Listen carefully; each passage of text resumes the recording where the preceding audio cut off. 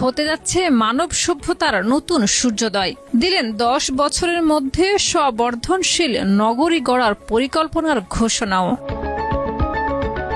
এক্সে দেওয়া এক পোস্টে তিনি জানান, স্পেস এক্স এখন মঙ্গলের বদলে চাঁদে স্থায়ী মানব বসতি স্থাপনে অগ্রাধিকার দিচ্ছে। তার মতে চাঁদে শহর নির্মাণ 10 বছরের কম সময়ে সম্ভব, যেখানে মঙ্গলে একই লক্ষ্য অর্জনে 20 বছরের বেশি সময় লাগতে পারে।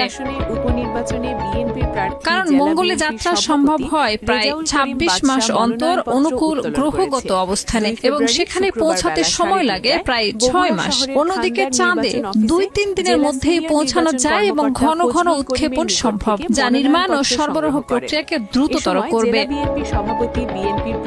এই পরিকল্পনার আওতায় চাঁদের মাটি ব্যবহার করে অক্সিজেন, পানি ও নির্মাণ সামগ্রী উৎপাদনের কথা বলা হচ্ছে, যাতে ধীরে ধীরে একটি স্বনির্ভর বসতি গড়ে তোলা যায়।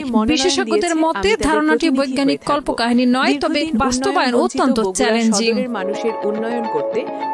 চাঁদের তীব্র তাপমাত্রা, সূক্ষ্ম ধূলিকণা, স্বল্প মধ্যাকর্ষণ ও সীমিত শক্তি সরবরাহের পরিবেশে নির্ভরযোগ্য প্রযুক্তি স্থাপন ও পরিচালনা করা সহজ হবে না। তবু আগামী 1 দশকের মধ্যে ছোট আকারের ঘাঁটি স্থাপন করে আংশিক অক্সিজেন উৎপাদন ও পানি আহরণ শুরু করা বাস্তবসম্মত হতে পারে বলে মনে করছেন অনেকে। মাস্কের এই অবস্থান তার আগের বক্তব্য থেকে কিছুটা ভিন্ন, কারণ তিনি অতীতে সরাসরি মঙ্গল অভিযানের পক্ষে জোর দিয়েছিলেন। তবে এখন তিনি বলছেন, সভ্যতার ভবিষ্যৎ সুরক্ষিত করতে দ্রুততর বিকল্প হিসেবে চাঁদ গুরুত্বপূর্ণ। পাশাপাশি চাঁদের সফল ঘাঁটি নির্মাণ ভবিষ্যতে মঙ্গল অভিযানের জন্য প্রস্তুতিমূলক ধাপ হিসেবে কাজ করতে পারে।